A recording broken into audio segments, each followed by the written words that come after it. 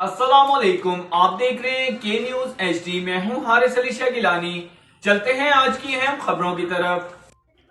रुक करेंगे दादू का, जहां से रिपोर्ट कर रहे हैं हमारे नुमाइंदे सैयद सफीर हुसैन नकवी। खैरपुर नातनशाह के करीब गांव गडगेची के गवर्नमेंट प्राइमरी गर्ल्स स्कूल में सहूलियात ना होने पर तलबा का हाथों में किताबों लेकर एहतजाज।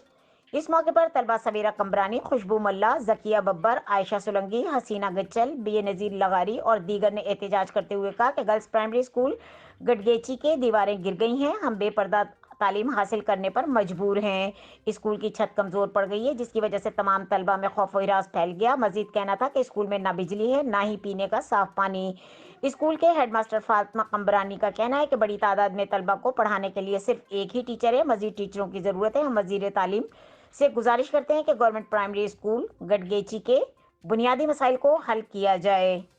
मजीद खबरों और अपडेट्स के लिए हमारे साथ रहिएगा। तब तक के लिए अपना ख्याल रखिएगा। अल्लाह हाफिज।